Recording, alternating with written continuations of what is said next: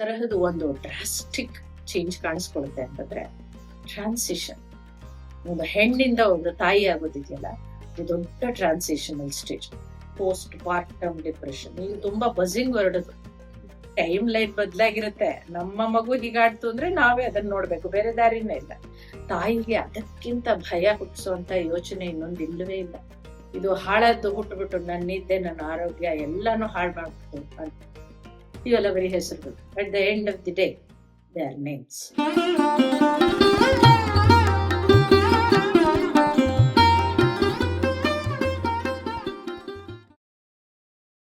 ನಮಸ್ಕಾರ. ನಡೆನುಡಿಯ ದಾರಿದೀಪ ಸರಣಿಗೆ ನಿಮಗೆ ಮತ್ತೊಮ್ಮೆ ಸ್ವಾಗತ. ಮೇಡಮ್, ನಿಮ್ಗೂ ಕೂಡ ಸ್ವಾಗತ. ನಾವು ಹಿಂದಿನ ಕಂತಲ್ಲಿ ಪ್ರಶ್ನೋತ್ತರಗಳನ್ನ ಇಟ್ಕೊಂಡಿದ್ವಿ. ಆ ಪ್ರಶ್ನೋತ್ತರದಲ್ಲಿ ನಾನು ಕೊನೆಯದಾಗಿ ಮೇಡಮ್ ಒಂದು ಪ್ರಶ್ನೆ ಕೇಳಿದೆ. ಅವರು ಅದರಿಂದ ಹಿಂದಕ್ಕೆ ಹೋದ್ರು. ಯಾಕೆಂದ್ರೆ ನಾನು ಅಲ್ಲೇ ಮಗು ಹುಟ್ಬಿಟ್ಟಿದೆ, ಆ ಮಗು ಹುಟ್ಟಿದ್ಮೇಲೆ ಏನು ಅನ್ನೋ ಪ್ರಶ್ನೆ ನಂದಾಗಿತ್ತು. ಮೇಡಮ್ ಹೇಳಿದ್ರು ಮಗು ಹುಟ್ಟಕ್ಕಿಂತ ಮುಂಚೆ ಒಂದು ಇದೆಯಪ್ಪ, ಆ ಡೆಲಿವರಿ ಪೇನ್ ಅನ್ನೋದು, ಅದ್ರ ಬಗ್ಗೆ ಹೇಳ್ತೀನಿ ಅಂತ ಹೇಳಿದ್ರು. ಈಗ ಆ ಪ್ರಶ್ನೆಯನ್ನ ಮುಂದುವರಿಸ್ತಾ ಇದ್ದೀನಿ. ಮೇಡಮ್ ಹೇಳಿ, ಈಗ ಮಗು ಹುಟ್ಟಿದೆ, ಆ ಮಗುವಿಗೆ ಈಗ 0 ಇಂದ 3 ತಿಂಗಳ ಮಧ್ಯೆ ಆಗುವಂತ ಆ ತಾಯಿಗೆ ಮತ್ತು ಆ ಮಗುವಿಗಿರ್ಬೋದು, ಮಗುವಿಗೆ ಏನಾಗುತ್ತೆ ನಮ್ಗೆ ಗೊತ್ತಾಗಲ್ಲ, ತಾಯಿನೇ ಹೇಳ್ಬೇಕಾಗತ್ತೆ. ಆ ತಾಯಿಯ ಆತಂಕದ ಬಗ್ಗೆ ನಮ್ಗೆ ಎಕ್ಸ್ಪ್ಲೇನ್ ಮಾಡಿ. ಆಗ ಮಾನಸಿಕ ಒತ್ತಡಗಳು ಏನೇನಿರುತ್ತೆ? ಡೆಲಿವರಿ ಅಂತ ಆದ್ಮೇಲೆ ತುಂಬಾ ಮುಖ್ಯವಾದ ಭಾಗ ಇದು 0 to 3 ಅಂತ ಅನ್ನೋದು. ನಾವು ಈ ಕರೋನಾ ಟೈಮ್ ನಲ್ಲಿ ಕ್ವಾರಂಟೈನ್ ಒಂದೊಂದು ಪದ ಕೇಳಿದ್ವಿ. ಆ ಪದ ಕೇಳಿದ್ರೆ ನಮ್ಗೆ ಇಷ್ಟನೂ ಆಗ್ತಾ ಇರ್ಲಿಲ್ಲ. ತುಂಬಾ ಒದ್ದಾಡಿದ್ವಿ ಆ ಕ್ವಾರಂಟೈನ್ ಅನ್ನೋ ಪದ ಇಟ್ಕೊಂಡು ಮತ್ತೆ ಅದನ್ನ ಫಾಲೋ ಮಾಡೋದಕ್ಕೆ ಅದಕ್ಕೂ. ಅದು ಮೂಲತಃ ಬಂದಿರೋದು ಹೇಗೆ ಅಂತ ಹೇಳಿದ್ರೆ, ಈ ಲ್ಯಾಟಿನ್ ಅಮೆರಿಕನ್ ಲ್ಯಾಂಗ್ವೇಜ್ ಅಲ್ಲಿ ಅದನ್ನ ಕ್ವಾರಂಟೈನ್ ಅಂತ ಯಾವ್ದಕ್ ಉಪಯೋಗಿಸ್ತಾರೆ ಅಂತಂದ್ರೆ, ಆ ನ್ಯೂ ಮದರ್ನ 40 ದಿನಗಳ ಕಾಲ ಅವರು ಬೇರಿಯಾಗಿ ಇಡ್ತಾರೆ. ಯಾಕೆ ಅದೆಷ್ಟು ವೈಜ್ಞಾನಿಕವಾದ ಯೋಚನೆ ಅಂತ ಹೇಳಿದ್ರೆ, ಇನ್ಫೆಕ್ಷನ್ಸ್ಗೆ ಅವುಗಳ ವಲ್ನರಬಿಲಿಟಿ ಇರುತ್ತೆ ಅಂತ ಹೇಳಿ ಆ 40 ದಿವಸದ ಒಂದು ಆರೈಕೆ ಇದೆಯಲ್ಲ, ಅದು ಅಷ್ಟು ಮುಖ್ಯ ಅಂತ. ಹಾಗೆ ಎಲ್ಲ ಜವಾಬ್ದಾರಿಗಳನ್ನು ಬೇರೆಯವರು ತಗೊಂಡು, ಮಗುನ ಸಾಧ್ಯವಾದಷ್ಟು ಬೇರೆಯವ್ರು ನೋಡ್ಕೊಂಡು, ಆ ತಾಯಿಗೆ ತಕ್ಕ ಮಟ್ಟಿಗೆ ವಿಶ್ರಾಂತಿ ಅವುಗಳನ್ನ ಕೊಡೋದ್ರ ಕ್ವಾರಂಟೈನ್ ಅಂತ ಹೇಳೋರು. ನಾವ್ ಅದನ್ನ ಕರೋನಾಗ ಉಪಯೋಗಿಸ್ಕೊಂಡ್ ಬಿಟ್ವಿ. ಎನಿವೆ, ನಮ್ಗೆ ಇವಾಗ ಕರೋನಾ ಬೇಡ. ಹುಟ್ಟಿದ ತಕ್ಷಣ ಏನಾಗುತ್ತೆ ತಾಯಿ ಮನಸ್ಥಿತಿ ಬಗ್ಗೆ ಅಂತ ತಗೊಂಡ್ರೆ, ತುಂಬಾ ಭಾವನಾತ್ಮಕವಾದ ಒತ್ತಡ ಒಂದು, ಫಿಸಿಕಲ್ ಎಕ್ಸಾರ್ಷನ್ ಒಂದು. ಆ ಹೆರಿಗೆ ನೋವಿನ ಮೂಲಕ ನಾರ್ಮಲ್ ಡೆಲಿವರಿ ಆಗ್ಬಿಟ್ರೆ ಒಳ್ಳೇದು, ಸಿಸೇರಿಯನ್ ಆಗ್ಬಿಟ್ರೆ ಒಳ್ಳೇದು ಅಂತ ಏನೂ ಇಲ್ಲ. ತಾಯಿಗಾಗೋ ಒತ್ತಡಗಳು ಎಲ್ಲ ಒಂದೇನೆ. ನಾರ್ಮಲ್ ಡೆಲಿವರಿನಲ್ಲಿ ಅದು ಚೀರಾಡಿ ಕಿರ್ಚಾಡಿ ಹಾಗೂ ಮಗುನ ಹೊರಗಡೆ ಎತ್ತಾಕ್ತಾರೆ, ಫಿಸಿಕಲ್ ಸ್ಟ್ರೈನ್. ಸಿಸೇರಿಯನ್ ನಲ್ಲಿ ಏನು ತೊಂದರೆ ಇಲ್ಲ ಅಂತ ಹೇಳೋ ಹಾಗೆ ಇಲ್ಲ. ಮತ್ತೆ ಅದು ಪೋಸ್ಟ್ ಆಪರೇಟಿವ್ ಇಶ್ಯೂಸ್ ಇದ್ದೇ ಇರುತ್ತೆ.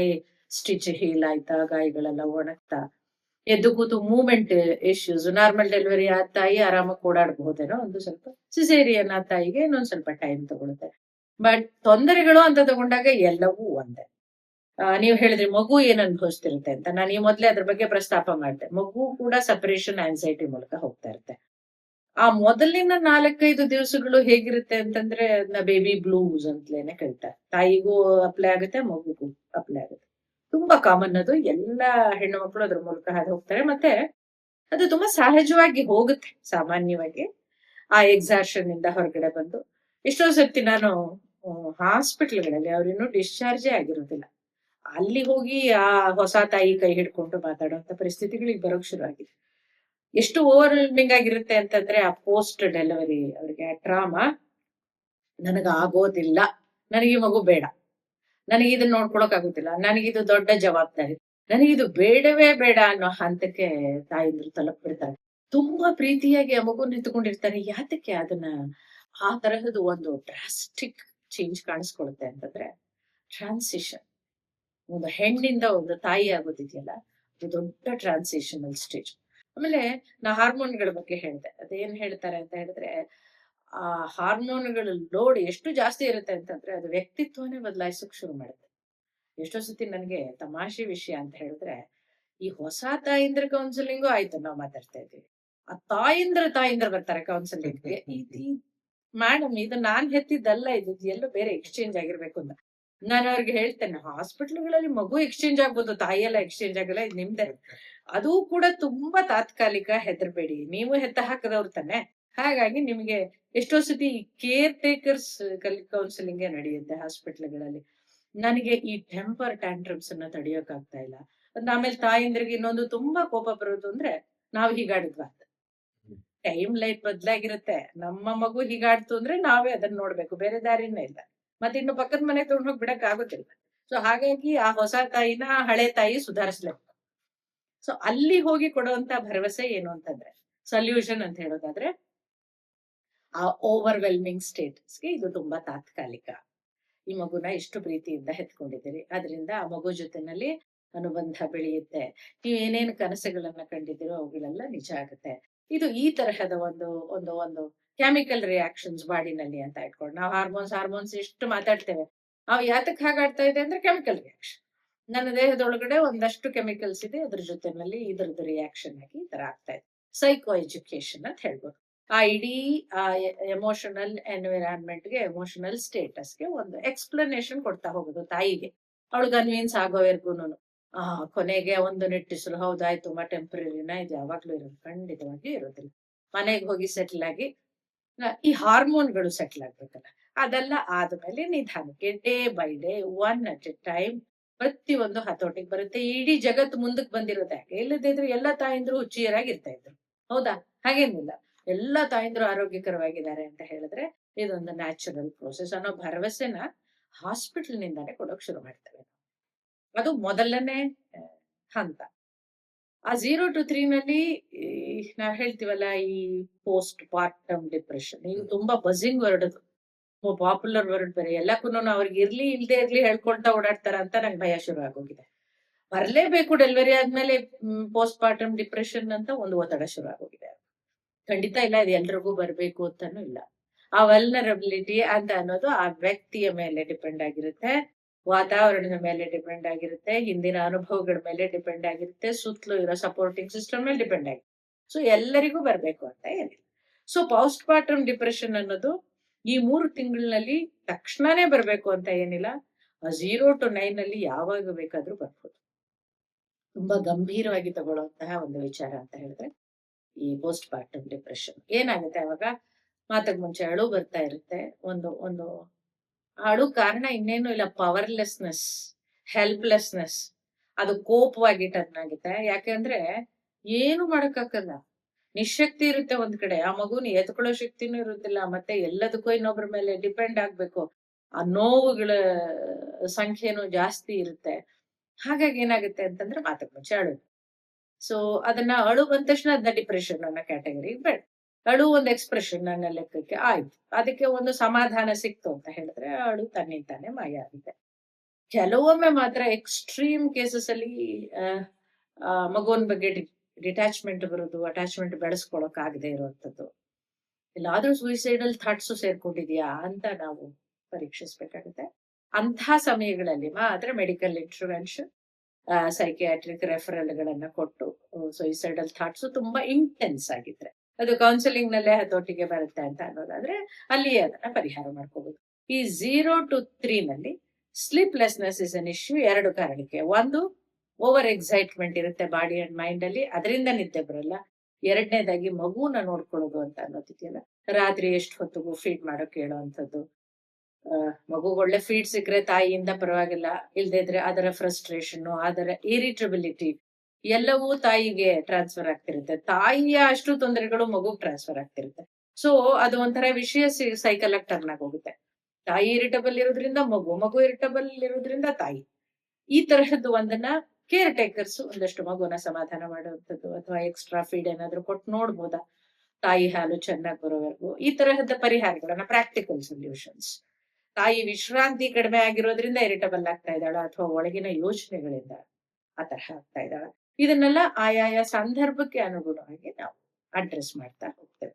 0 to 3 ನಲ್ಲಿ ಡಿಪ್ರೆಷನ್ ಮತ್ತೆ ಆಂಗ್ಸೈಟಿ ಅಂತೂ part and parcel of life. ನಮಗೆ ಮೊದಲೇ ನಾವು ಓವರ್ ಥಿಂಕಿಂಗ್ ಅಂತ ಒಂದು ಪ್ರಶ್ನೆ ಬಗ್ಗೆ ಮಾತಾಡಿದ್ವಿ.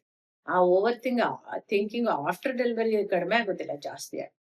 ಅದರಿಂದ ಮಗು ಉಸಿರಾಡ್ತಾ ಇದೆಯಾ ಅಂತ ಚೆಕ್ ಮಾಡುವಂಥದ್ದು, ಅಥವಾ ಏನಾದ್ರೂ ಆಗ್ಬಿಟ್ರೆ, ರಾತ್ರಿ ಮಲಗಿರುವಾಗ ಅದ್ರ ಮೇಲೆ ಹೊರಳ್ಕೊಂಡ್ಬಿಟ್ರೆ, ಈ ತರದ್ದು ಎಲ್ಲಾ ಇರ್ರಾಷನಲ್. ಈ ಪ್ರಶ್ನೆಗಳನ್ನ ನಾನು ಕೂಡ ನನ್ನ ತಾಯಿ ಕೇಳ್ತಾ ಇದ್ದೆ, ಅಮ್ಮ ರಾತ್ರಿ ಒಳ್ಳೆ ನಿದ್ದೆ ಬಂದಾಗ ಮಗು ಮೇಲೆ ಹೊರಳ್ಕೊಂಡ್ಬಿಟ್ರೆ ಏನ್ ಮಾಡೋದು?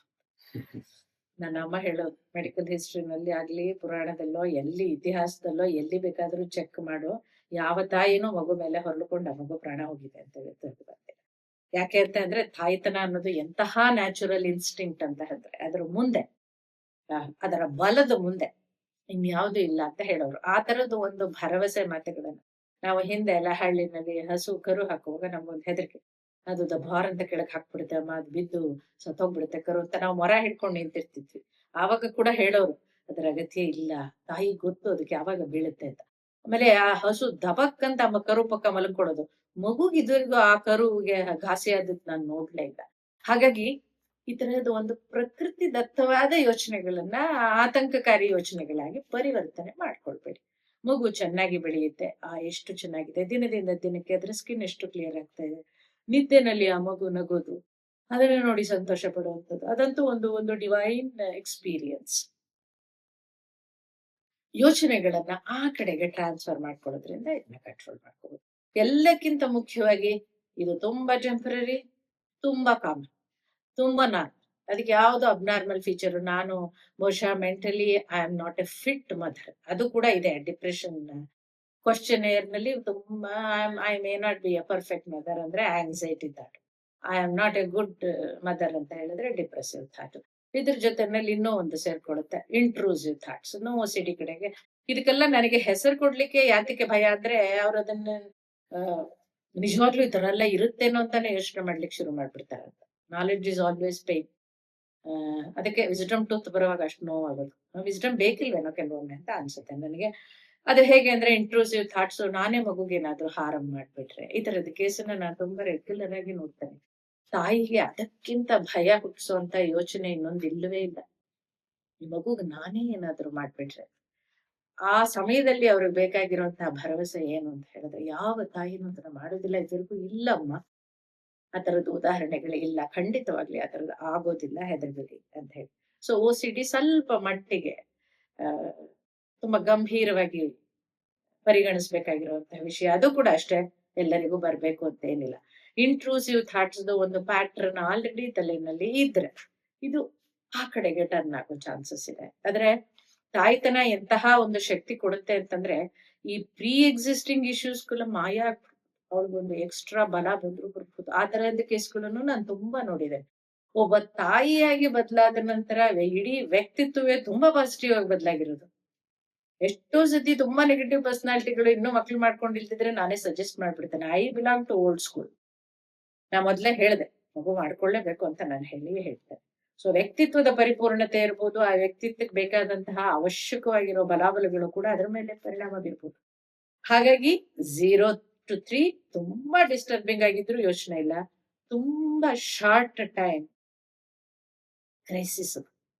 ಮಗು 3 ದಾಟುತ್ತಾ ಇದ್ದ ಹಾಗೆ ಬದಲಾವಣೆಗಳಾಗ್ತಾ ಹೋಗುತ್ತೆ. ಮಗು ಒಂದ್ ಸ್ವಲ್ಪ ಇಂಡಿಪೆಂಡೆಂಟ್ ಆಗುತ್ತೆ. ಇನ್ಯಾರ್ದಾದ್ರೂ ಮಡ್ಲಲ್ಲಿ ಮಲಗಿಸಿ ನಾವು ನಿದ್ದೆ ಮಾಡ್ಬೋದು, ಇನ್ಯಾರನ್ನಾರು ತೂಗಿ ಅಂತ ಹೇಳ್ಬಿಟ್ಟು ನಾನು ನಿದ್ದೆ ಮಾಡ್ಬೋದು. ಹಾಗಾಗಿ ಆ ಭರವಸೆಗಳನ್ನೆಲ್ಲ ಮನಸ್ಸಿನಲ್ಲಿ ತುಂಬಿಕೊಂಡು ಈ 0 to 3 ನಾವು ಅಡ್ರೆಸ್ ಮಾಡ್ತೀವಿ. ಮೇಡಮ್, ನೀವು ಹೇಳ್ತಾ ಇರುವಾಗ ನನಗೆ ಒಂದು ಇನ್ಸಿಡೆಂಟ್ ನೆನಪಾಯ್ತು.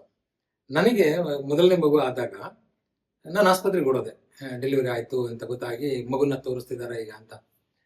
ಒಳಗೆ ಓದೋನೆ, ಯಾಕೆ ನಾನು 9 ತಿಂಗಳಿಂದ ಕಾದಿದ್ದೀನಲ್ಲ ಮಗುನ್ ನೋಡ್ಬೇಕು ಅಂತ. ಓಡೋದಾನೆ ಫಸ್ಟ್ ಮಗು ಎತ್ಕೊಂಡೆ, ನೋಡ್ದೆ, ಮುದ್ದು ಮಾಡ್ದೆ, ಎಲ್ಲರಿಗೂ ಕೊಟ್ಟೆ, ಮಾತಾಡ್ಕೊಂಡು ಹಿಂಗೆ ಇದ್ವಿ. ನನ್ಗೆ ಅವಾಗ ಏನೂ ಗೊತ್ತಾಗಿಲ್ಲ. ಆಮೇಲೆ ಸ್ವಲ್ಪ ದಿನ ಆದ್ಮೇಲೆ ನನ್ನ ವೈಫ್ ಕೇಳಿದ್ದು, ಅಲ್ಲ ಹೊಟ್ಟೆ ಕೊಯ್ಸ್ಕೊಂಡು ನಾನು ಅಲ್ಲಿ ಅಷ್ಟು ನೋವು ತಿನ್ಕೊಂಡು ಮಲ್ಕೊಂಡಿದೀನಿ, ಬಂದ್ಬಿಟ್ಟು ಮಗು ಎತ್ಕೊಂಡು ಓಡೋಗ್ಬಿಟ್ರಲ್ಲ, ನನ್ನ ಕಡೆ ಒಂದ್ಸರಿ ನಾನು ತಿರುಗಿ ನೋಡಿದ್ರ ಅಂತ. ಸೊ ಇದು ಏನಿದೆ, ಐಡೆಂಟಿಟಿ ಕ್ರೈಸಿಸ್ ಅದು ಏನಿದು? ಆ ಸಂದರ್ಭದಲ್ಲಿ ನನ್ಗೆ ಅವತ್ತು ಉಳಿದಿಲ್ಲ, ಇವತ್ತು ಆ ಪ್ರಶ್ನೆ ಕೇಳ್ಬೇಕಂತ ಅನ್ನಿಸ್ತು. ಇದು ಯಾವ ಇದಕ್ಕೆ ಬರುತ್ತೆ ಅಂತ, ಯಾವ ಕ್ರೈಸಿಸ್ಗೆ ಬರುತ್ತೆ ಇದು? ನೀವು ತಪ್ಪು ಖಂಡಿತ ಮಾಡಿದಿರಿ. ಹೆಂಡತಿ ಕಡೆಗೂ ನೋಡ್ಬೇಕಾಗಿತ್ತು. ಮೊದ್ಲ ಹೆಂಡತಿಗೆ ಮಾತಾಡ್ಸಿ ಇಷ್ಟ್ರೊಳಗೆ ಅಷ್ಟು ಬುದ್ಧಿ ಕಲಿಬೇಕಿತ್ತು ಮದ್ವೆ ಆಗಿ ಮಗು ಆಗೋದ್ರ ಮೊದಲಾಗಿತ್ತಲ್ಲ ಮಗು, ಮೊದಲನೇ ಮಗು. ಮೊದಲೇ ಅನುಭವ ನಿಮ್ಗೂ ಕೂಡ ಮೊದಲನೇ ಅನುಭವ. ಅವ್ರ ಹೊಸ ತಾಯಿ ಆದ್ರೆ ನೀವು ಹೊಸ ತಂದೆ, ತೊಂದ್ರೆ ಇಲ್ಲ. ಐಡೆಂಟಿಟಿ ಕ್ರೈಸಿಸ್ ಅಂತ ಉಪಯೋಗಿಸಿದ್ರಲ್ಲ, ಹೌದು ಅದು ನಿಜ. ಅದು ಸಡನ್ ಅಟೆನ್ಷನ್ ಶಿಫ್ಟ್ ಇದೆಯಲ್ಲ. ಇವಾಗ ಏನಾಗುತ್ತೆ, 0 to 9 ಪ್ರೆಗ್ನೆನ್ಸಿನಲ್ಲಿ ಹೆಚ್ಚು ಗಮನನ ತಾಯಿ ಕೊಟ್ಟಿರ್ತೇವೆ. ಆ ಮಗು ಮೂರ್ತ ರೂಪದಲ್ಲಿ ನಮಗಿನ್ನೂ ಕೈಗೆ ಸಿಕ್ಕಿರೋದಿಲ್ಲ ಅಲ್ಲ.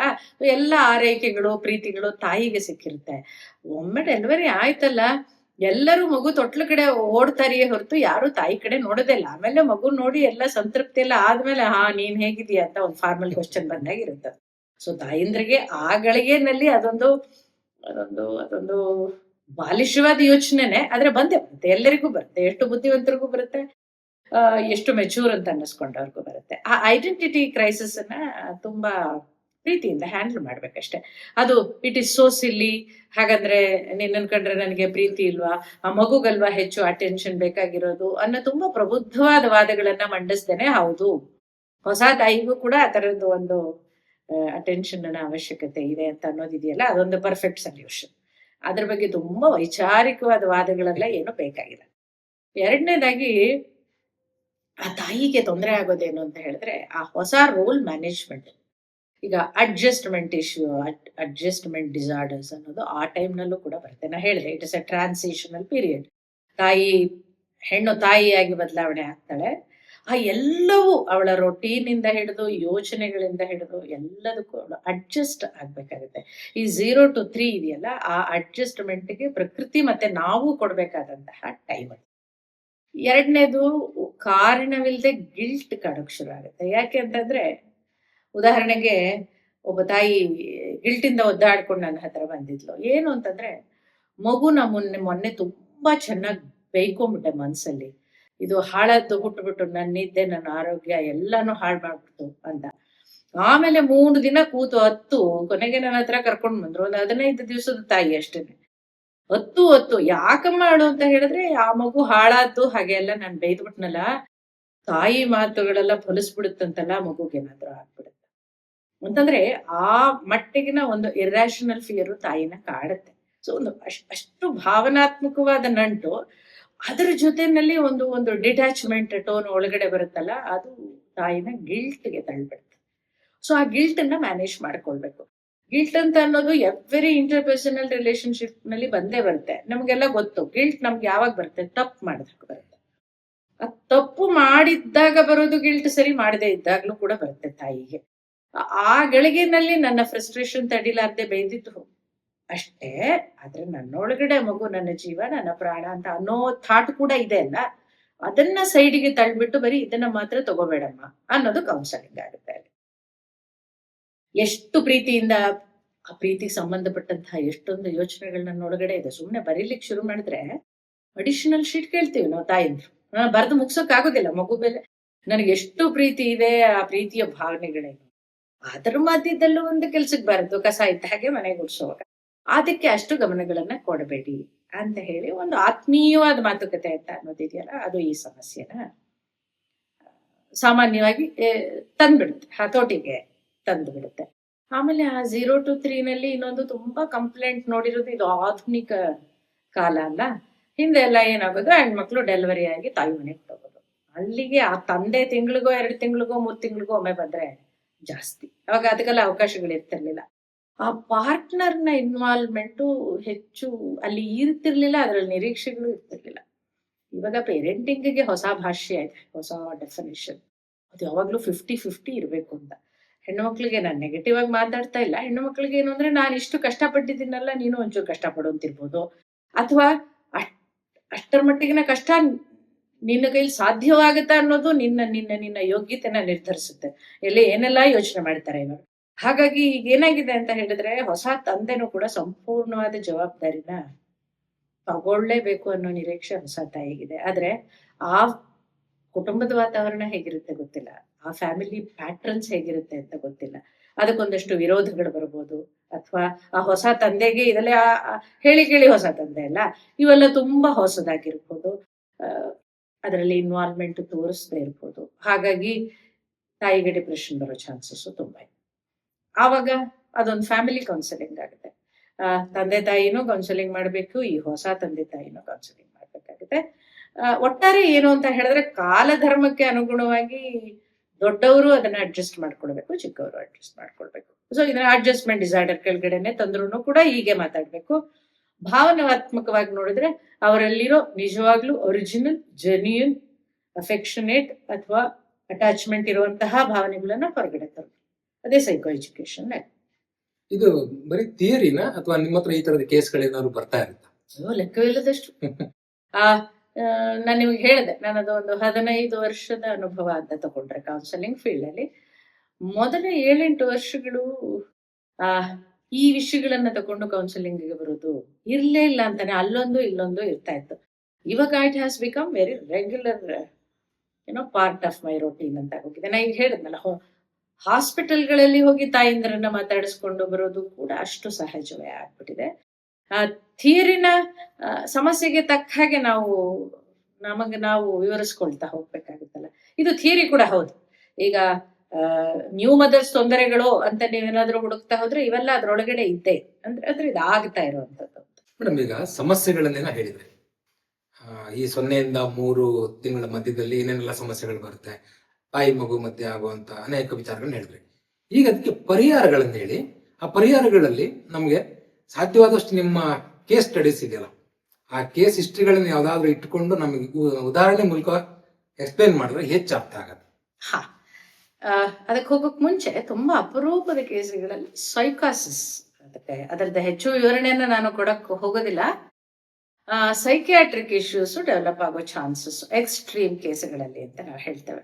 ಆವಾಗ ಹ್ಯಾಲೋಸಿನೇಷನ್, ಡೆಲ್ಯೂಷನ್, ತುಂಬಾ ಸಿವಿಯರ್ ಸೂಯಿಸೈಡಲ್ ಥಾಟ್ಸ್ ಎಲ್ಲ ಬರೋ ಚಾನ್ಸಸ್ ಇದೆ. ಪದಗಳನ್ನ ಒಂಚೂರು ಕನ್ನಡದಲ್ಲಿ ಏನಾದ್ರು ಎಕ್ಸ್ಪ್ಲೈನ್ ಮಾಡುವುದಾ? ಪರ್ಯಾಯ ಪದಗಳನ್ನ ಕನ್ನಡದಲ್ಲಿ ಅದಕ್ಕೆ ತರೋಕ್ಕಾಗೋದಿಲ್ಲ. ಈ ಹ್ಯಾಲೋಸಿನೇಷನ್ ಅಂತ ಅನ್ನೋದನ್ನ ತುಂಬಾ ಸಿಂಪಲ್ ಆಗಿ ಹೇಗೆ ಎಕ್ಸ್ಪ್ಲೈನ್ ಮಾಡ್ಬೋದು ಅಂತ ಹೇಳಿದ್ರೆ, ಒಂದು ಸೆನ್ಸೋರಿಯಲ್ ಸ್ಟಿಮ್ಯುಲಸ್ ಇಲ್ಲದೇನೆ ಅವ್ರಿಗೆ ಮನಸ್ಸಿನ ಒಳಗಡೆ ಈ ತರ ಆಗ್ತಾ ಇದೆ, ಆ ತರ ಆಗ್ತಾ ಇದೆ, ಅಲ್ಲೇನೋ ಯಾರೋ ಇದ್ದಾರೆ, ಅಲ್ಲಿ ಅವ್ರು ನನ್ನನ್ನು ಹೆದರಿಸ್ತಾ ಇದ್ದಾರೆ, ಅವ್ರು ನನ್ನನ್ನೇನೋ ಮಾಡ್ಬಿಡ್ತಾರೆ, ಅವ್ರಿಗೆ ಅಲ್ಲಿ ಯಾರು ಇಲ್ಲದೆ ಇದ್ರೂನು ಇದ್ದಾರೆ ಅನ್ನೋ ಒಂದು ಭ್ರಮೆ ಅಂತ ಇಟ್ಕೊಳ್ಬಹುದು. ನಿಜವಾಗ್ಲೂ ಅಲ್ಲಿ ಇದ್ರೆ ಯಾವ ತರಹದ ಒಂದು ಭಯ ಹುಟ್ಟುತ್ತೋ ಅದು ಅವರಲ್ಲಿ ಹುಟ್ಟುಬಿಡುತ್ತೆ. ಅಲ್ಲಿ ಇಲ್ಲ, ಸ್ಟಿಮ್ಯುಲಸ್ ಇಲ್ಲ, ಆಯ್ತಾ. ಡೆಲ್ಯೂಷನಲ್ ಅಂತ ಹೇಳಿದ್ರೆ ಥಾಟ್ ಡಿಸಾರ್ಡರ್ ಅಂತ ಕೂಡ ಹೇಳ್ಬೋದು. ಯಾರೋ ನನ್ನ ತಲೆಗೆ ಇಂಜೆಕ್ಷನ್ ಕೊಟ್ಟು ತುಂಬಾ ವಿಷಪೂರಿತವಾದಂತ ಯೋಚನೆಗಳನ್ನ ತುಂಬುತ್ತಾರೆ, ಕಿವಿನಲ್ಲಿ ಆ ಮಗುನ ಏನಾದ್ರು ಮಾಡ್ಬಿಡು ಅಂತ ಹೇಳ್ತಾರೆ, ಐ ಆಮ್ ಹಿಯರಿಂಗ್ ವಾಯ್ಸಸ್ ಅಂತ ಅನ್ನೋದೆಲ್ಲ ಇದೆಯಲ್ಲ, ಇದನ್ನ ನಾನು ಸೂಪರ್ಫಿಷಿಯಲ್ ಆಗಿ ಹೇಳ್ತಾ ಇದ್ದೇನೆ. ಮತ್ತೆ 3ನೇದಾಗಿ ಇವಾಗ ನೀವು ಇದನ್ನ ನೋಡಿದ್ರ, ಹಿಸ್ಟೀರಿಯಾ, ಬಾಣಂತಿ, ಸನ್ನಿ ಅಂತ ನಾವು ಹೇಳ್ತಾ ಇದ್ವಿ. ತಾಯಿ ತುಂಬಾ ಅಬ್ನಾರ್ಮಲ್ ಆಗಿ ನಡ್ಕೊಳ್ಳುವಂಥದ್ದು, ಕೂಗಾಡೋದು, ಕಿರ್ಚಾಡೋದು, ತಲೆ ಹೆದರ್ಕೊಂಡು ಮಗುಗೇನಾದ್ರೂ ಅಪಾಯ ಮಾಡೋ ಕೇಸುಗಳು ಕೂಡ ಇರುತ್ತಲ್ಲ. ಅದಕ್ಕೆ ಮಾತ್ರ ಸೈಕಿಯಾಟ್ರಿಕ್ ಇಂಟರ್ವೆನ್ಷನ್, ಸೈಕಿಯಾಟ್ರಿಸ್ಟ್ ಅದಕ್ಕೆ ಟ್ರೀಟ್ಮೆಂಟ್ ಅನ್ನ ಕೊಡ್ತಾರೆ. ಆಮೇಲೆ ಮಗುಗೆ ಹಾಲು ಕೊಟ್ಟರು ಕೂಡ ತೊಂದರೆ ಆಗದೆ ಇರುವಂತದ್ದೇ ಸಾಧ್ಯತೆಗಳಿರುವಂತಹ ಮೆಡಿಸಿನ್ ಅನ್ನ ಕೊಡ್ತಾರೆ. ಅದನ್ನ ಒಂದು ಟೀಮ್ ಆಗಿ ಕೆಲಸ ಮಾಡ್ತಾರೆ, ಗೈನಕಾಲಜಿಸ್ಟ್, ಸೈಕಿಯಾಟ್ರಿಸ್ಟ್ ಮತ್ತೆ ಕೌನ್ಸಿಲರ್. ಮತ್ತೆ ಆ ಮೆಡಿಸಿನ್ ಎಲ್ಲ ಕೊಟ್ಟು ಟಾಕಿಂಗ್ ಟರ್ಮ್ಸ್ ಬಂದಾಗ ನನ್ನ ರೋಲ್ ಬರುತ್ತೆ ಕೌನ್ಸಿಲಿಂಗ್ ನಲ್ಲಿ. ಅವರ ಎಲ್ಲ ಭಯಗಳಿಗೂ ಒಂದು ರ್ಯಾಷನಲ್ ಎಕ್ಸ್ಪ್ಲನೇಷನ್ ಅನ್ನ ಕೊಟ್ಟು, ಅದರಲ್ಲಿ ಯಾವ್ದ್ರಲ್ಲೂ ಸತ್ಯ ಇಲ್ಲ, ಅದು ಎಲ್ಲ ಮನಸ್ಸಿನ ಭ್ರಮೆ ಅಂತ ಅನ್ನೋದನ್ನ ಕೂತು ಮಾತಾಡಿದಾಗ 3 ತಿಂಗಳು ಒಳಗಡೆ ಅದು ಕಂಟ್ರೋಲ್ ಕೂಡ ಬರುತ್ತೆ. ಸ್ವಲ್ಪ ಮೆಡಿಸಿನ್ ಕಂಟಿನ್ಯೂ ಆಗ್ತಾ ಹೋಗುತ್ತೆ. ಮತ್ತೆ ಪರಿಹಾರ ಅಂತ ತಗೊಂಡಾಗ ನಾವೊಂದು ಪದ ಉಪಯೋಗಿಸ್ತೇವೆ, ಸೈಕೋ ಎಜುಕೇಶನ್. ಈ ಎಲ್ಲ ಸಮಸ್ಯೆಗಳ ಬಗ್ಗೆ ಒಂದು ತಿಳುವಳಿಕೆ. ಹಿಂದೆಲ್ಲ ಹೇಳೋರು, for any problem the best solution is getting use to it ಅಂತ. ಅಲ್ಲ, ಇವಾಗ it is getting educated about it. So ಅವರಿಗೆ ಅವರ ಪರಿಸ್ಥಿತಿಗಳು ಯಾಕೆ ಹೀಗಾಗ್ತಿದೆ ಅಂತ ಅರ್ಥ ಆದಾಗ ಅವ್ರಿಗೆ ಅರಗಿಸ್ಕೊಳಕ್ಕೆ ಅವ್ರಿಗೆ ಅನುಕೂಲ ಆಗುತ್ತೆ. ಹೇಗೆ ಅಂತ ಹೇಳಿದ್ರೆ, ಇದು ಟ್ರಾನ್ಸಿಷನಲ್ ಪೀರಿಯಡ್, ಇದು ಹೀಗೆ ಇರುತ್ತೆ. ಈಗ ಒಂದು ಹೊಸ ಕೆಲಸಕ್ಕೆ ನೀವು ಸೇರಿದಾಗ ಮೊದಲನೇ ದಿನವೇ ನೀವು ತುಂಬಾ ಕಂಫರ್ಟಬಲ್ ಆಗೇನಿರಲ್ಲ. ಅಲ್ಲಿ ಎಲ್ಲರೂ ಹೊಸಬ್ರು, ಎಲ್ಲವೂ ಹೊಸದು, ಹೊಸ ಸ್ಕಿಲ್ ಅನ್ನ ಕಲಿಬೇಕಾಗಿ ಬರುತ್ತೆ. ಬಹುಶಃ 2ನೇ ಮಗು ಆದಾಗ ನಿಮ್ಗೆ ಈ ತೊಂದರೆಗಳೆಲ್ಲ ಆಗೋದಿಲ್ಲ ಅಂತಲೂ ಹೇಳ್ತೇನೆ ನಾನು. ಆ ಥರದೊಂದು ಭರವಸೆ ಕೂಡ, ಇದೊಂದು ಎಕ್ಸ್ಪೀರಿಯನ್ಸ್ ಅಂತ ತಗೊಳ್ಳಿ. ಆಮೇಲೆ ಹಾರ್ಮೋನಲ್ ಶಿಫ್ಟ್ಗಳ ಬಗ್ಗೆ ಮಾತಾಡ್ತೇವೆ. ಯಾವ್ಯಾವ ತರ, ಈಗ ಎಲ್ಲರೂ ವಿದ್ಯಾವಂತ ಯುವ ಜನಾಂಗ ಅಲ್ಲ, ಹಾರ್ಮೋನಲ್ ಶಿಫ್ಟ್ಗಳ ಬಗ್ಗೆ, ಇಂಥ ಹಾರ್ಮೋನ್ ಹೀಗೆ ಕೆಲಸ ಮಾಡುತ್ತೆ, ಅವುಗಳೆಲ್ಲವೂ ಆ 0 to 3 ನಲ್ಲಿ ಸೆಟ್ಲ್ ಆಗುತ್ತವೆ. ಸಂಪೂರ್ಣವಾಗಿ ಅಲ್ಲ, ತಕ್ಕ ಮಟ್ಟಿಗೆ ಸೆಟ್ಲ್ ಆಗುತ್ತೆ, ನಿಮ್ಗೆ ಅದನ್ನ ಹ್ಯಾಂಡಲ್ ಮಾಡ್ಲಿಕ್ಕೆ ಸಾಧ್ಯ ಆಗುತ್ತೆ. ಆಮೇಲೆ ಈ ಬೇಬಿ ಬ್ಲೂಸ್ ಬಗ್ಗೆ ಮಾತಾಡ್ತೇವೆ. ಅವ್ರು ಅದೇನೇನೋ ಓದ್ಕೊಂಡು ಬಂದಿರ್ತಾರೆ. ಇವಾಗೆಲ್ಲ ಎಲ್ಲಿವರೆಗೂ ಬಂದಿದೆ ಅಂತಂದ್ರೆ, ಎವ್ರಿ ಟ್ರೈಮಿಸ್ಟರ್ ಒಂದೊಂದು ವರ್ಕ್ಶಾಪ್ ಈ ಕಾರ್ಪೊರೇಟ್ ಹಾಸ್ಪಿಟಲ್ಗಳಲ್ಲಿ ಅದನ್ನೆಲ್ಲ ಕಂಡಕ್ಟ್ ಮಾಡ್ತಾರೆ. ಒಂದು ವಿಧಕ್ಕೆ ಒಳ್ಳೆ ಪೇರೆಂಟಿಂಗ್ಗೆ ಅದು ಪ್ರಿಪರೇಷನ್ ಕೂಡ ಹೌದು. ಆದ್ರೆ ನಾವು ಮೊದಲೇ ಹೇಳಿದಾಗೆ ಅವಶ್ಯಕತೆಗೆ ಮೀರಿ ತಿಳ್ಕೊಂಡಿರ್ತಾರೆ. ಸೊ ಬೇಬಿ ಬ್ಲೂ ಅಂತ ಹೇಳಿದ್ರೆ ದೊಡ್ಡದಾಗಿ ಒಂದು ಅನ್ಕೊಂಡಿರ್ತಾರಲ್ಲ, ಅದನ್ನ ಆದಷ್ಟು ಮಿನಿಮೈಸ್ ಮಾಡಿ, ಇದು ಹೀಗಿರುತ್ತೆ, ಇದನ್ನ ಹೀಗೆ ಹ್ಯಾಂಡಲ್ ಮಾಡ್ಬೋದು. 4ನೇದು ತುಂಬಾ ಇಂಪಾರ್ಟೆಂಟ್ ಆಗಿ ಎನ್ವೈರನ್ಮೆಂಟಲ್ ಕಾಂಟ್ರಿಬ್ಯೂಷನ್ಸ್ ಇದೆಯಾ ಅಂತ ನೋಡ್ತಾರೆ. ಹೇಗೆ ಅಂದ್ರೆ, ಅವರ ತಂದೆ ತಾಯಿನೋ, ಇನ್ಲಾಸೋ, ಗಂಡನದೋ ಈ ತರಹದ ಒಂದು ತುಮುಲ ಇದೆಯಲ್ಲ, ಆ ಗೊಂದಲಕ್ಕೆ ಅಲ್ಲಿಂದ ಎಲ್ಲಾದ್ರೂ ಕಾಂಟ್ರಿಬ್ಯೂಷನ್ ಇದೆಯಾ, ಅಥವಾ ಕೊಡ್ಬೇಕಾದಂತಹ ಸಪೋರ್ಟ್ ಅನ್ನ ಆ ಸಿಸ್ಟಮ್ ಕೊಡ್ತಾ ಇಲ್ವಾ. ಅವಾಗ ನಾನು ಮೊದಲೇ ಹೇಳ್ದಾಗೆ ಒಂದು ಫ್ಯಾಮಿಲಿ ಕೌನ್ಸಿಲಿಂಗ್. ಇದಕ್ಕೆ ನೀವು ಇದೇ ತರಹ ಇರಬೇಕು. ಒಂದು ಫ್ಯಾಮಿಲಿ ಆ ಬ್ಯಾಲೆನ್ಸ್ ನ ತಂದುಕೊಂಡಾಗ ಆ ಇಂಡಿವಿಜುವಲ್ ಕೂಡ ಅದನ್ನ ಚೆನ್ನಾಗಿ ಹ್ಯಾಂಡಲ್ ಮಾಡ್ಕೊಳ್ತಾರೆ. ಮತ್ತೆ ಎಲ್ಲದಕ್ಕಿಂತ ಮುಖ್ಯವಾಗಿ ಅವರು ಈ ಎಲ್ಲ ಭಾವನೆಗಳನ್ನು ವ್ಯಕ್ತಪಡಿಸೋಕೆ ಒಂದು ಪ್ಲಾಟ್ಫಾರ್ಮ್. ನಾನು just lending A sympathetic year ಅಂತ ಹೇಳ್ತಾರಲ್ಲ, ಕಿವಿ ಕೊಟ್ಟು ಕೂತ್ಕೊಳ್ಳೋದು ಅಷ್ಟೇನೆ. ಅದೊಂದು ಕೆಥಾರ್ಸಿಸ್ ಎಫೆಕ್ಟ್. ಎಲ್ಲವೂ ಹೊರಗಡೆ ಬಂದಾಗ ಅದೊಂದು ಸಮಾಧಾನ ಆಗುತ್ತೆ, ಅವರಿಗೆ ಹೀಲ್ ಆಗುತ್ತೆ. ಮುಖ್ಯವಾಗಿ ಅಲ್ಲಿ ನನ್ನ ರೋಲು ಏನು ಅಂತ ಹೇಳಿದ್ರೆ ನಾನ್ ಜಡ್ಜ್ಮೆಂಟಲ್ ಆಗಿರುತ್ತೆ. ಯಾಕೆಂದ್ರೆ ಆ ನೆಗೆಟಿವ್ ಥಾಟ್ಸು, ಫಿಯರ್ಫುಲ್ ಥಾಟ್ಸು ಎಷ್ಟು ಕರ್ಕಶವಾಗಿರುತ್ತೆ ಅಂತಂದ್ರೆ ಅದನ್ನ ಇನ್ನೊಬ್ರು ಕೇಳಿಸ್ಕೊಂಡ್ರೆ ಅದರ ಮೇಲೆ ನನ್ನನ್ನ ಜಡ್ಜ್ ಮಾಡ್ಬಿಟ್ರೆ ಅನ್ನೋ ಭಯ ತುಂಬಾ ಇರುತ್ತೆ ಹೊಸ ತಾಯಿಗೆ. ಈಗ ಒಬ್ಬ ತನ್ನ ಮನೆಯವ್ರಿಗೆ ಯಾರಿಗೋ ಹೇಳ್ಕೊಳಕ್ ಹೋದಾಗ ಹೀಗೆಲ್ಲ ಯೋಚನೆ ಮಾಡ್ತಾರೆ ನಮ್ಮ ಅಂದ್ಬಿಟ್ರೆ ಅಲ್ಲಿಗೆ ಒಂದು ಗಿಲ್ಟ್ ಕ್ರಿಯೇಟ್ ಆಗೋಗುತ್ತೆ. ಆದ್ರೆ ನಾನು ಒಬ್ಬ ಥರ್ಡ್ ಅಂಡ್ ಬಯಾಸ್ಡ್ ಪರ್ಸನ್. ಹೌದಮ್ಮ ಹೀಗಾಗತ್ತೆ, ಅದರಲ್ಲಿ ಏನು ತೊಂದರೆ ಇಲ್ಲ, ನಿನಗಾಗ್ಲಿ ನಿನ್ನ ಮಗುಗಾಗ್ಲಿ ಯಾವ ತರಹದ ತೊಂದರೆನೂ ಇಲ್ಲ. ಸೊ ನನ್ನ ನಾನ್ ಜಡ್ಜ್ಮೆಂಟಲ್ ಆಟಿಟ್ಯೂಡ್ ಅಂಡ್ ರೆಸ್ಪಾನ್ಸ್ ಇದೆಯಲ್ಲ, ಅದು ಅದು ಅದು ಥೆರಾಪಿಟಿಕ್ ಎಫೆಕ್ಟ್ ಅನ್ನ ಕೊಡುತ್ತೆ. ಇನ್ನು ಒಂದ್ ಸ್ವಲ್ಪ ಮುಂದಕ್ಕೆ ಹೋಗಿ ಈ ತರದ ಯೋಚನೆಗಳ ಮೂಲ ಎಲ್ಲಿರ್ಬೋದು, ಈ ಭಯಕ್ಕೆ ಒಂದು ಮೂಲ ಎಲ್ಲಿರ್ಬೋದು ಅನ್ನೋ ಒಂದು ಅಸೆಸ್ಮೆಂಟ್ ಮತ್ತೆ ಅಂಡರ್ಸ್ಟ್ಯಾಂಡಿಂಗ್. ಅದಾದ ನಂತರ ಇಂಟರ್ಪ್ರಿಟೇಷನ್ ಟು ದ ಇಂಡಿವಿಜುವಲ್. ಅದನ್ನ ಮಾಡಿದಾಗ ಓಹೋ ಈ ಮೂಲಕ ಹೋಗ್ತಾ ಇದೆ ಮತ್ತೆ ಅದೇ ಥಾಟ್ ಅನ್ನ ರೀಫ್ರೇಮ್ ಮಾಡ್ಕೊಳ್ಳೋದು ಹೇಗೆ, ಅದು ಹಾಗೇ ಇರಬೇಕು ಆ ಥಾಟ್ ಅಂತೇನಿಲ್ಲ, ರೀಫ್ರೇಮ್ ಮಾಡ್ಕೊಂಡ್ರೆ ಅದು ಹೇಗಿರುತ್ತೆ ಅಂತ. ಇದೆಲ್ಲವನ್ನೂ ದಾಟಿ ನಾನು ಹೇಳ್ಬೇಕು ಅಂತಂದ್ರೆ ಈ ತರಹದ ಮಾತುಗಳನ್ನೆಲ್ಲ ಆಡುವಾಗ ನಾನೇ ಲೇಬಲ್ ಮಾಡಿ ಮಾಡಿ ಮಾಡಿ ಬಿಡ್ತಾ ಇದ್ದೀನ, ಫೀಡ್ ಮಾಡ್ತಾ ಇದ್ದೀನ ಜನರಿಗೆ ಅಂತ ನನಗೆ ಒಂದು ಭಯ ಒಳಗಡೆ ಇದ್ದೇ ಇರುತ್ತೆ. ಅದಕ್ಕೆ ಕೊನೆಯದಾಗಿ ನಾನು ಹೇಳೋದೇನು ಅಂತ ಹೇಳಿದ್ರೆ, ಇವೆಲ್ಲವರಿ ಹೆಸರುಗಳು at the end of the day they are names. ಹೆದರ್ಬೇಕಾಗಿಲ್ಲ ಅಂತ, ಪ್ರತಿ ಒಂದಕ್ಕೂ ಒಂದು ಪರಿಹಾರ ಅಂತ ಇರುತ್ತೆ. ಅದು ತುಂಬಾ ಸಿಸ್ಟಮ್ಯಾಟಿಕ್, ಸೈಂಟಿಫಿಕ್, ಥೆರಾಪಿಟಿಕ್ ಅಪ್ರೋಚ್ ಇದಕ್ಕಿದ್ದೆ. ಸೈಕಾಲಜಿನಲ್ಲಿ ಆಗ್ಲಿ ಅಥವಾ ಡಾಕ್ಟರ್ಸ್ ಫ್ಯಾಕಲ್ಟಿಯಿಂದ ತಗೊಂಡ್ರು ಅಷ್ಟೇ, ಇದನ್ನ ಹೀಗೆ ಅಡ್ರೆಸ್ ಮಾಡಬೇಕು ಅನ್ನೋ ಒಂದು ಸಪೋರ್ಟಿಂಗ್ ಸಿಸ್ಟಮ್ ನಿಮ್ಮ ಸುತ್ತಲೂ ಇದ್ದೇ.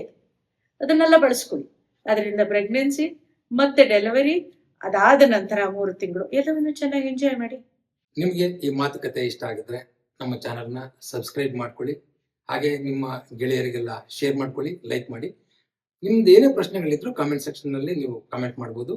ಅದಕ್ಕೂ ಮುಂದುವರೆದ ಹಾಗೆ ಏನಾದ್ರು ನಿಮಗೆ ಪರ್ಸನಲ್ ಆಗಿ ಡಾಕ್ಟರ್ನ ಭೇಟಿ ಮಾಡಬೇಕು ಅಥವಾ ಡಾಕ್ಟರ್ ಹತ್ರನೇ ಕೇಳಬೇಕು ಅನ್ನೋ ಆಗಿದ್ರೆ ಅವರ ಇಮೇಲ್ ID ಡಿಸ್ಕ್ರಿಪ್ಷನ್ ಬಾಕ್ಸ್ ಅಲ್ಲಿ ಇರುತ್ತೆ, ಅವರ ಫೋನ್ ನಂಬರ್ ಕೂಡ ಇರುತ್ತೆ. ನೇರವಾಗಿ ನೀವು ಅವ್ರ ಜೊತೆ ಕೂಡ ನೀವು ಮಾತುಕತೆ ಆಡ್ಬೋದು. ಮತ್ತೆ ಮುಂದಿನ ವಿಚಾರ ಹೊತ್ಕೊಂಡು ಮುಂದೆ ಬರ್ತೀವಿ. ಅಲ್ಲಿವರೆಗೂ ನಮಸ್ಕಾರ.